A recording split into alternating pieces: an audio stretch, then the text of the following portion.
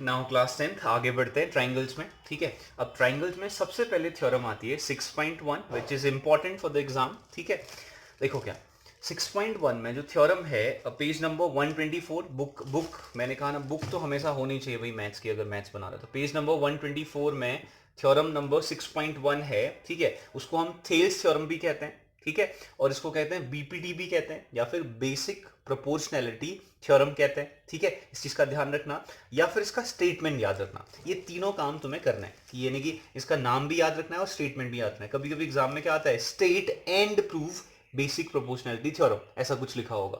State means what, उसको लिखना भी पड़ेगा, एंड प्रूफ मीन्स व्हाट, उसे प्रूफ भी करना पड़ेगा।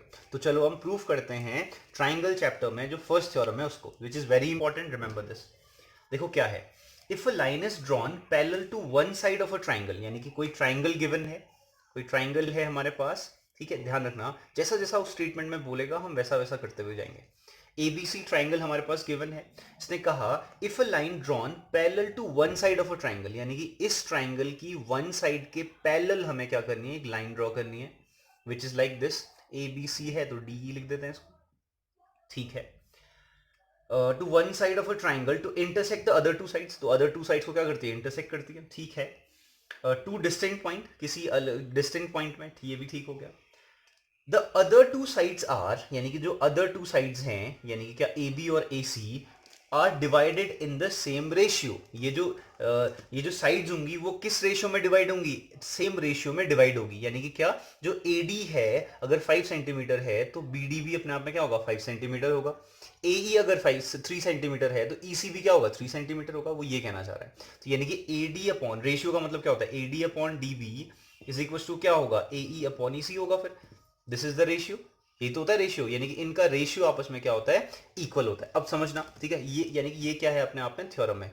अगर कोई ट्राइंगल तुम्हें गिवन है, उस ट्राइंगल में अगर एक लाइन क्या करते हो, पैरेलल लाइन ड्रॉ करते हो किसी एक साइड के अकॉर्डिंग, तो ये लाइन क्या करेगी, इस लेंथ को दो रेशियो में डिवाइड कर रही है, इस लेंथ को भी टू रेशियोज में डिवाइड कर रही है, और ये रेशियोज आपस में क्या होते हैं, इक्वल होते हैं। ठीक है, अब देखो क्या, अब स्टेटमेंट तुम पढ़ोगे तो क्लियरली समझ में आएगा वो क्या कहना चाह रहा है। चलो इसे अब क्या करते हैं, प्रूफ करते हैं।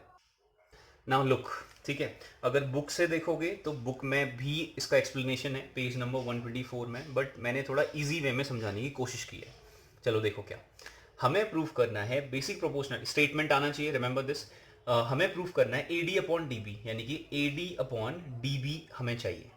ठीक है, अब देखो A D upon D B अगर मुझे चाहिए तो मुझे कैसे भी करके इस साइड के बारे में डिस्कशन करना है। ये डिस्कशन कैसे होगा, एरिया बेस पे होगा। कैसे होगा बात करता हूं, देखो ध्यान से। इन ट्राइंगल ए डी ई, अगर मैं इस ट्राइंगल का एरिया फाइंड करूं, ठीक है, तो क्या होगा, area of triangle A D ई क्या होता है भाई, मेरे को पता है, इज इक्वल टू होता है half of base into what, height.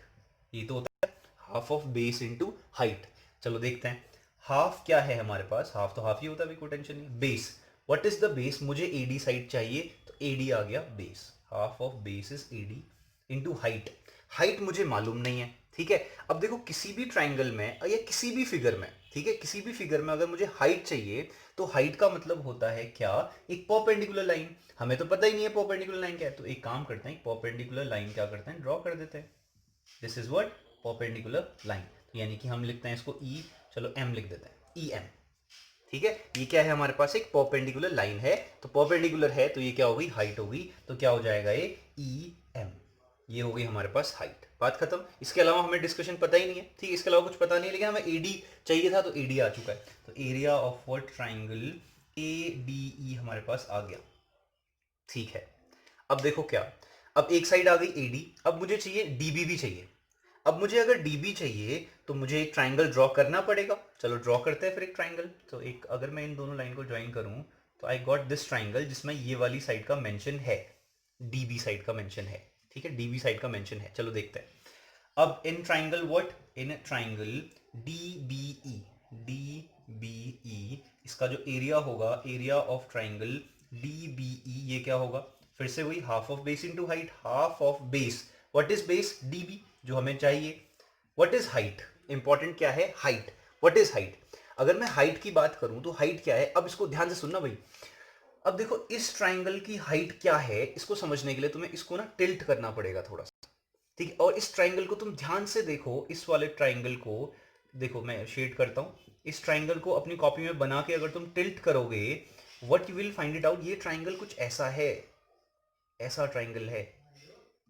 अब देखो, अगर इस ट्राइंगल की तुम्हें हाइट चाहिए, ठीक है, अब इस ट्राइंगल की हाइट चाहिए तो हाइट कैसी होगी, ऐसी होगी, परपेंडिकुलर लाइन होती है ना। तो इस वर्टेक्स से मुझे अगर हाइट चाहिए तो हाइट तो बिल्कुल नीचे चाहिए ना, ये होती है परपेंडिकुलर हाइट, ठीक है। परपेंडिकुलर कैसे आएगा, अंदर तो परपेंडिकुलर आएगा ही नहीं, परपेंडिकुलर 90 डिग्री तो आएगा ही नहीं, तो 90 डिग्री कहां पे आएगा, बाहर आएगा। इसका एग्जांपल मैंने एक बार और भी दिया था, कोई पेड़ है, इसकी तुम्हें हाइट फाइंड करनी है तो तुम ये थोड़ी देखोगे वो कितना झुका हुआ है, तुम तो देखोगे इस पॉइंट से डायरेक्टली क्या 90 डिग्री करोगे, जैसे 90 डिग्री करोगे वही हाइट होगी।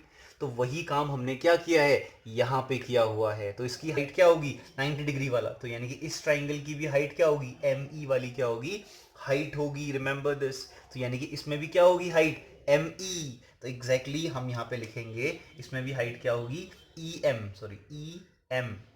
Equation number 1 and equation number 2। अब मैंने इक्वेशन नंबर 1 और 2 क्यों लिखा, अब देखो क्या, मुझे क्या चाहिए, A D upon D B चाहिए भाई। इक्वेशन नंबर 1 में एडी आ गया, इक्वेशन नंबर 2 में डीबी आ गया, तो यानी कि दोनों इक्वेशंस को मैं क्या करने वाला हूं, डिवाइड करने वाला हूं, ठीक है। चलो करते हैं, ध्यान से देखना भैया। इक्वेशन नंबर 1 और इक्वेशन नंबर 2 को मैं क्या करने वाला हूं, डिवाइड करने वाला हूं। जैसे ही डिवाइड करूंगा मेरे पास क्या आ जाएगा, देखो left hand side, left hand sorry right hand, left hand side, left hand side, right और राइट, ठीक है। Area of triangle what, A D E divided by area of triangle D B E is equal to क्या आ गया यहाँ पे, half of what, A D into what, E M divided by half of D B into what, E M. सारी चीजें cancel हो रही हैं, देखो ध्यान से करना है, सारी चीजें ध्यान से करनी है भाई। क्या है, हाफ से हाफ कैंसिल, ई एम से ई एम कैंसिल, तो क्या बचा हमारे पास, A D upon D B बचा हुआ है, हमारे पास पोर्शन आया A D upon D M आ चुका है भाई। अब देखो क्या, यानी कि area of AD upon area of DB क्या आया, एडी अपॉन डीबी आ चुका है। तो एक काम करते हैं, इसको इरेज करके जो रिजल्ट आया हुआ है उसको यहां पे लिख लेते हैं, ठीक है। नाउ देखो हमारे पास रिजल्ट आया, ये ध्यान रखना, इस फिगर से रिजल्ट आ गया इतना। अब देखो दूसरा फिगर, ये रहा दूसरा फिगर, चलो इसकी बात कर लेते हैं। हमें क्या चाहिए भाई, ए ई चाहिए, तो ए ई कहां पे, ये है ए ई। तो हम क्या करने वाले हैं, फिर से एरिया बेस पे करेंगे, तो हमें क्या चाहिए, परपेंडिकुलर, सिमिलर काम, तो एक परपेंडिकुलर लाइन हम क्या करने वाले हैं, ड्रॉ करने वाले हैं ऐसे कुछ करके, ठीक है। इसको m लिखा था तो इसको n लिख देते हैं, ठीक है। तो क्या हो गया, dn हो गया। चलो फाइन करते हैं, तो क्या है हमारे पास, area of what, area of what, triangle A D E is equal to क्या होगा, A D is equal to क्या होगा, half of base, what is base, A E, और साथ में क्या होगा, height which is called dn। Problem है तो पूछो, ठीक है आगे बढ़ते हैं। अब देखो क्या, हाफ ऑफ इतना हो गया, इक्वेशन नंबर 1। अब तो हमें पता है ना half of base into height होता है, हम डायरेक्टली कर ले जैसा यहाँ पे किया था इस फिगर में, ठीक है। अगला क्या है, दिस वन, हमें क्या चाहिए, ईसी चाहिए, हमें क्या चाहिए, ईसी चाहिए। हमें अगर ईसी चाहिए तो हमें फिर से क्या करना पड़ेगा, जो काम यहाँ पे किया, हम एक ट्राइंगल ड्रॉ करेंगे, ठीक है। अब इस ट्राइंगल को शेड करके हम देखेंगे कि कौन सा ट्राइंगल है, this triangle we are talking about. अगर हम इस ट्राइंगल की बात कर रहे हैं तो यानी कि इसमें भी क्या करेंगे हम, एरिया वाला formula, area of what, triangle D E C, क्या होगा, हाफ ऑफ बेस क्या है, ई सी है, इनटू व्हाट, हाइट। अब इसकी भी हाइट क्या होगी, डीएन होगी, क्यों होगी भाई, अभी हमने थोड़ी देर पहले डिस्कशन किया हुआ है।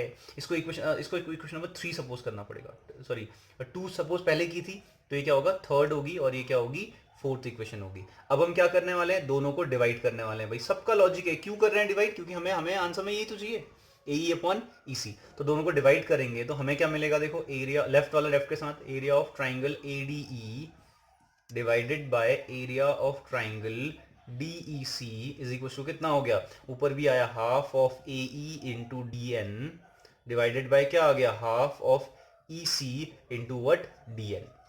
क्या होगा, चीजें कैंसिल हो रही हैं, कौन सी चीजें कैंसिल हो रही है, डीएन से डीएन कैंसिल हो गया, हाफ से हाफ कैंसिल हो गया, क्या बचेगा, ए ई अपॉन ई सी बचेगा। तो यानी कि अब इस रिजल्ट को कंसाइज वे में हम लिख लेते हैं, ठीक है, छोटे वे में लिख लेते हैं, फिर हम चलो देखो, ठीक है। जैसे ही हमने ये रिजल्ट निकाला, सिमिलर काम हमने यहां पे किया हुआ है, तो इसके पहले जो काम किया है, यानी कि इसमें जो काम करोगे वो करने की जरूरत नहीं है, तो तुम ऊपर से क्या लिख सकते हो, सिमिलरली दिस वन, ठीक है। सिमिलरली क्या, जैसे हमने किया area of triangle ADE, ADE क्या आया, क्या आया था, बेस इंटू हाइट किया था, वैसे ही डीबी क्या किया, डीबी में भी हमने क्या किया, बेस इंटू हाइट किया। सिमिलरली क्या आ गया, एडी अपॉन डीबी हमारे पास राइट हैंड साइड पे आया। तो सिमिलरली तुम डायरेक्टली लिख सकते हो क्या, एई और ईसी क्या आएगा, इस साइड पे आएगा, कि हम क्या बात करेंगे, एरिया ऑफ एडीई और एरिया ऑफ डीईसी की अगर हम बात करते हैं तो। ठीक है, हो गया। अब देखो क्या हमारे पास आंसर आने वाला है, कब, जब देखो हमारे पास आंसर चाहिए AD upon DB equal to AE upon EC. तो यानी कि जो इसका जो राइट साइड है और इसका जो राइट साइड है, अगर ये दोनों के दोनों टर्म इक्वल हो गए, यानी कि एडी अपॉन क्या है डीबी इज इक्वल टू क्या है यहाँ पे एई अपॉन ईसी, अगर ये दोनों इक्वल होते हैं तो हमारा तो आंसर आ गया ना।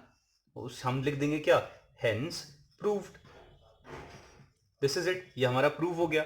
लेकिन अब ये इक्वल कब होगा, ये इक्वल तब होगा जब इसके लेफ्ट साइड वाला पोर्शन इस इक्वेशन y के लेफ्ट साइड वाले पोर्शन के इक्वल होगा, यानी कि x और y में लेफ्ट साइड वाले पोर्शन इक्वल होने चाहिए।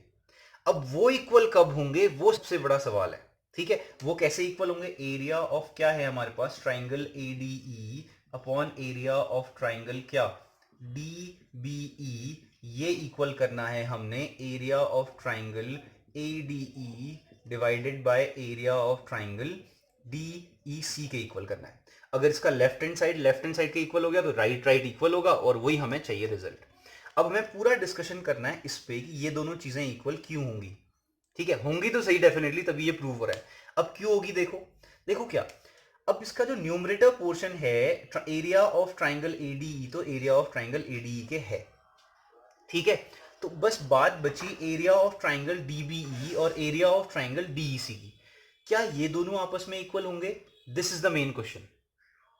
अब ध्यान से देखो, अब मैं कह रहा हूं कि ये दोनों भी इक्वल होंगे, बस इसका एक लॉजिक लिखना है और सीधा सीधा लिख दोगे, because the left side is equal in both the equations, hence AD upon DB equal to AE upon EC.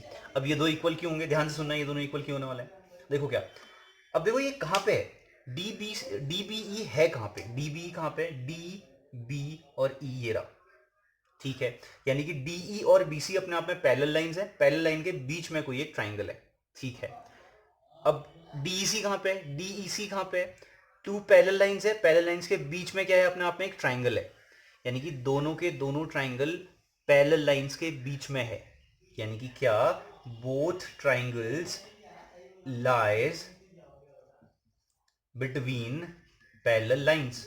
कुछ याद आ रहा होगा नाइन्थ क्लास का, यानी कि दोनों ट्राइंगल क्या है, पैरेलल लाइन के बीच में, फर्स्ट कंडीशन, और दोनों ट्राइंगल डी से शुरू होते हैं भाई, दोनों ट्राइंगल क्या है, डी से शुरू होते हैं, यानी कि बेस भी इक्वल है, बेस भी इक्वल है।